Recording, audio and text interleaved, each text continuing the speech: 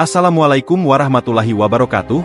Pernahkah kamu membayangkan seorang pria sederhana, jauh dari tanah kelahiran, berdiri gemetar di tengah taman asing, menatap koper hitam yang bisa mengubah segalanya? Hatinya berperang antara nafsu dan nurani. Di dalam koper itu, tergeletak cek ratusan juta dan rahasia besar yang bisa menenggelamkan atau menyelamatkan.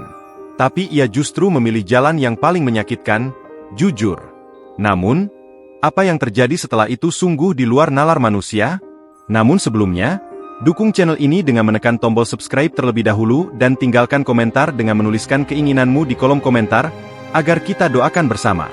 Semoga Allah kabulkan semua harapan dan mimpi indahmu. Musim semi baru saja menyapa lembah hijau di British Columbia. Salju masih menggumpal di sudut-sudut taman, mencair perlahan di bawah sinar mentari yang hangat. Di tengah taman luas milik seorang taipan teknologi, berdirilah seorang pria asal Indonesia bernama Fahri. Umurnya baru 28 tahun. Tubuhnya sederhana, kulitnya kecoklatan, wajahnya teduh meski sering dibakar dinginnya angin Kanada. Fahri bukan siapa-siapa. Ia hanya seorang TKI yang bekerja sebagai penjaga dan perawat taman di villa musim panas milik Emer Calahan, pendiri perusahaan teknologi ternama bernama Quantum Core.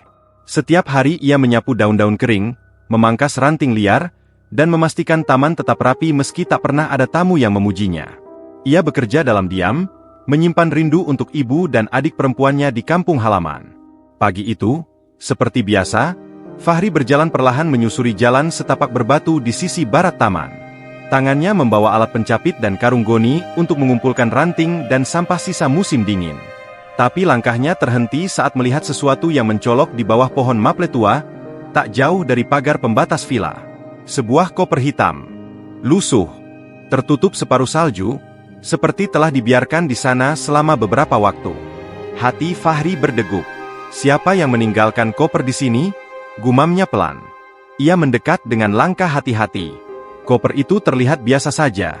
Namun ketika ia dorong sedikit untuk menyingkirkan salju yang melekat, resletingnya terbuka. Sekilas terlihat lembaran-lembaran kertas tebal, bertuliskan logo perusahaan Quantum Core.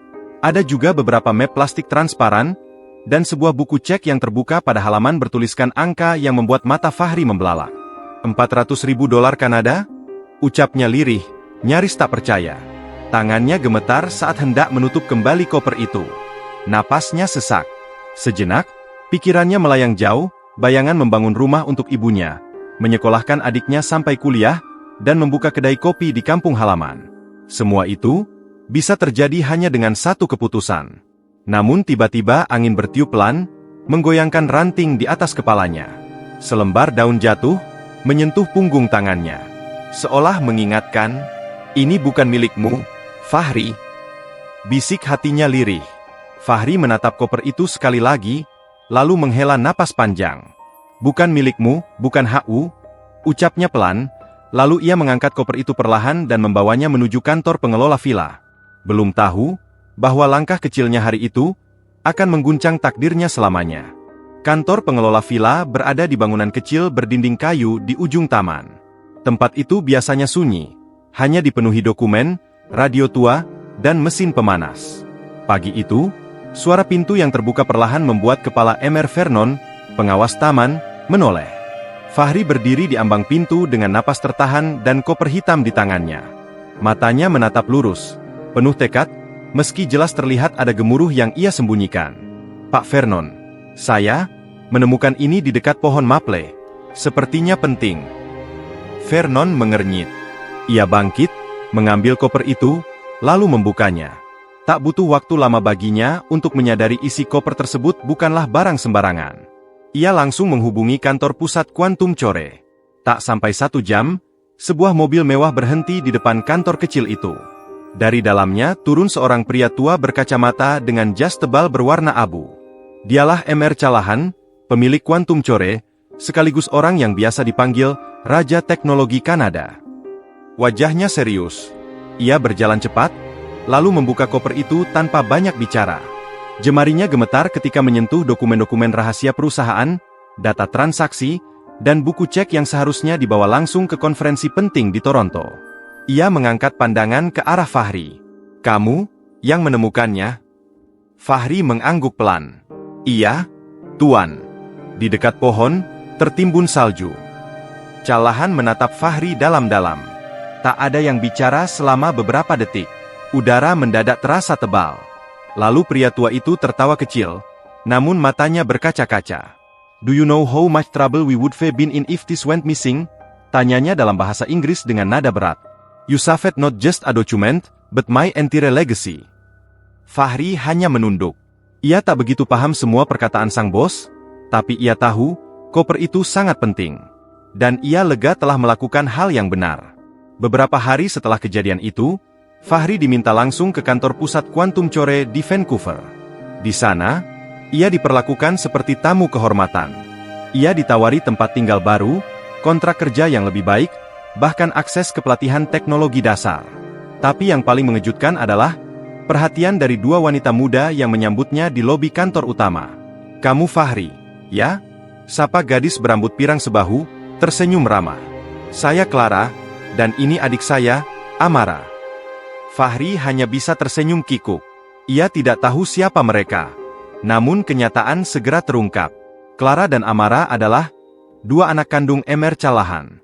Cantik, cerdas, dan pewaris utama Quantum Core. Dan sejak pertemuan itu, mereka mulai menunjukkan ketertarikan yang tak biasa pada pria sederhana dari Indonesia itu. Tapi Fahri belum menyadari bahwa tatapan pertama itu hanyalah awal dari badai perasaan dan pertarungan batin yang jauh lebih besar dari sekadar kejujuran. Hari-hari Fahri di kantor pusat Quantum Core terasa seperti mimpi.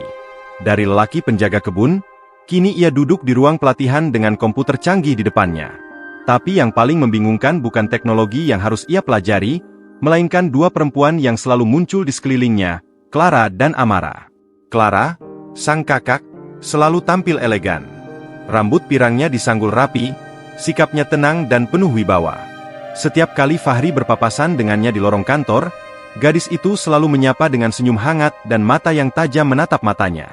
"Fahri, kamu punya potensi," ujar Clara suatu sore di ruang baca. "Ayah kami melihatnya. Dan, sejujurnya, aku juga." Di sisi lain, Amara, si bungsu, lebih ceria dan blak-blakan. Ia tak segan-segan mengajak Fahri makan siang di kantin karyawan, bahkan pernah membawakannya bekal khas Kanada. "Fahri, kamu lucu banget pas bingung buka pintu otomatis." Amara tertawa sambil menepuk pundaknya. Fahri hanya tersenyum kaku. Jantungnya sering berdebar, bukan hanya karena perhatian mereka, tapi karena ia mulai menyadari, keduanya seolah berlomba mengisi hatinya. Ia tak pernah menyangka akan diperhatikan seperti ini. Ia bukan siapa-siapa. Bukan keturunan bangsawan. Bahkan statusnya masih TKI. Namun ada satu kejadian yang mengubah segalanya. Suatu malam, ketika salju turun tebal dan seluruh kantor mulai sepi, Fahri sedang membersihkan ruang pelatihan. Tiba-tiba, lampu ruangan menyala, dan dari balik pintu masuk, Clara berdiri dengan mantel bulu dan wajah yang tampak resah. "Fahri," katanya pelan, "boleh aku bicara?" Fahri menelan ludah. "Tentu, Nona." Clara melangkah masuk. Ia berhenti di depannya, lalu berkata dengan nada lirih, "Ayah kami bilang, kamu lelaki yang jujur dan pantas diberi kepercayaan. Tapi ini bukan hanya tentang bisnis. Aku merasa ada sesuatu dalam dirimu. Satu hal yang tak pernah aku temui di dunia kami yang penuh kepalsuan." Fahri terdiam. Ia bahkan tak tahu harus membalas dengan kata apa. Sebelum ia sempat menjawab, suara langkah kaki cepat datang dari lorong. Amara masuk tergesa-gesa dengan wajah merah dan napas tersengal. "Clara, kamu nggak bisa duluan bicara ke Fahri. Itu curang," serunya, lalu menatap Fahri. "Aku juga suka kamu, Fahri, dan aku nggak peduli kamu siapa." Fahri menatap keduanya. Hatinya berkecamuk.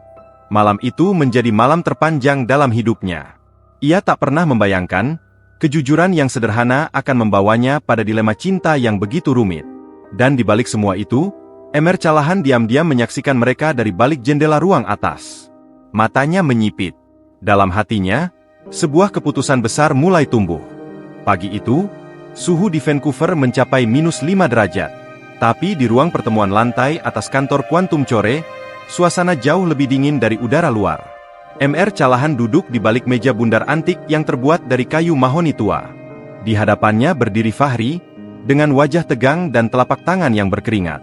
Di sisi ruangan, Clara dan Amara duduk diam. Keduanya tak saling menatap. Wajah mereka menyimpan kegelisahan yang tak bisa disembunyikan. Mr. Callahan menatap Fahri dengan tajam, lalu membuka suara. "Fahri, kau tahu, dalam hidup, ada keputusan yang tak bisa ditunda. Terutama jika menyangkut dua hal, keluarga, dan masa depan." Fahri menunduk. "Saya paham, Tuan. Tapi saya juga bingung. Saya tidak tahu harus memilih siapa. Saya hanya ingin tidak menyakiti siapapun." Clara menatap ayahnya.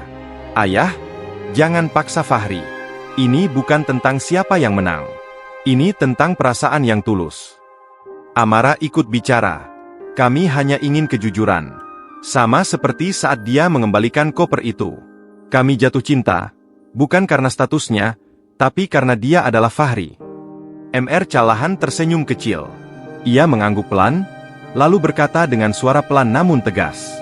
"Kalian berdua tahu, sejak ibu kalian meninggal, aku membesarkan kalian dengan satu pesan. Pilihlah laki-laki yang tahu arti tanggung jawab dan jujur dalam keadaan paling sulit. Fahri telah membuktikannya. Bahkan sebelum mengenal kalian." Ia lalu menatap Fahri dalam-dalam. "Fahri, aku sudah memutuskan. Aku ingin kamu menjadi bagian dari keluarga ini. Tapi bukan sebagai pekerja lagi. Aku ingin kamu jadi penerus usahaku. Quantum Core butuh orang sepertimu." Dan soal Clara dan Amara. Callahan berdiri, lalu membuka laci kecil dan mengeluarkan dua cincin perak bertatahkan berlian biru muda. "Aku tidak bisa memaksa siapapun. Tapi jika mereka memang bersedia, aku merestui keduanya menjadi pendamping hidupmu." Clara dan Amara menoleh bersamaan. Mata mereka membelalak. Fahri bahkan tak bisa berkata-kata. Tenggorokannya tercekat. "Tuan, maksud Anda?" Callahan mengangguk mantap. "Kau tak perlu memilih satu dan menyakiti yang lain. Kalau hatimu cukup luas untuk menampung keduanya, dan mereka ikhlas berbagi, maka lanjutkan. Ini bukan tentang tradisi. Ini tentang kepercayaan. Dan aku percaya padamu." Hening merayap di ruangan itu. Lalu, perlahan, Amara berdiri dan mendekati Fahri. "Kalau Clara rela, aku pun rela. Aku cinta kamu, Fahri." Clara menyusul, memegang tangan adiknya, lalu memandang Fahri penuh keyakinan. "Aku juga. Dan aku yakin, Allah membimbing kita sampai ke titik ini, bukan untuk dipisahkan, tapi untuk disatukan." Air mata jatuh dari mata Fahri. Ia bersujud pelan, gemetar, lalu berucap dengan suara tercekat. "Terima kasih, Tuan Callahan. Terima kasih, Clara, Amara. Saya akan menjaga kepercayaan ini sampai akhir hidup saya, insya Allah." Dan di balik jendela kaca yang besar, salju turun dengan pelan. Seakan ikut menyaksikan takdir yang tak pernah diduga itu mengalir dengan penuh keajaiban. 3 minggu setelah keputusan besar itu, Vancouver diselimuti salju yang lebih tebal dari biasanya. Langit kelabu tampak tenang. Seolah Allah tengah menghamparkan karpet putih sebagai saksi untuk hari yang tak biasa. Di sebuah gereja tua yang sudah dialihfungsikan sebagai aula pernikahan multikultural, Fahri berdiri mengenakan setelan abu-abu gelap dengan sorot mata penuh haru. Hari itu bukan sekadar hari pernikahan. Hari itu adalah titik balik dari sebuah hidup yang pernah nyaris hancur karena kemiskinan dan ketidakpastian. Tapi kini, Fahri berdiri tegak, menanti dua perempuan yang hatinya telah bersedia berjalan bersamanya di jalur hidup yang tak biasa. Musik lembut mengalun. Pintu aula terbuka.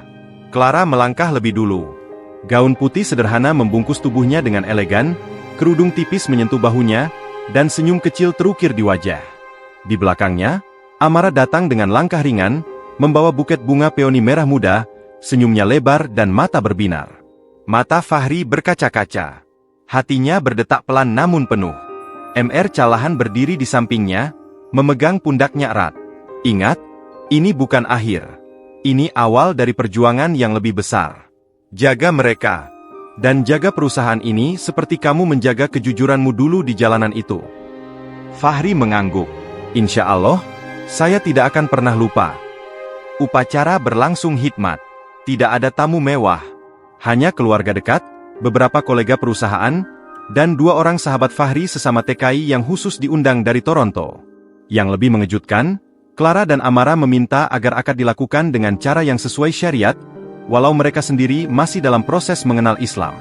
Kalau ini keyakinanmu, maka biarlah cinta ini juga berakar dari keyakinan itu, ujar Clara, sebelum penghulu membacakan ijab kabul. Fahri mengucap akad dengan suara lantang dan mata basah. Suara itu menggema di aula yang sunyi, hanya diiringi desau angin di luar jendela. Dan ketika penghulu mengucap sah, Clara dan Amara menunduk sambil menggenggam tangan satu sama lain. Tidak ada rasa iri, tidak ada cemburu, hanya cinta dan tekad untuk membangun hidup bersama.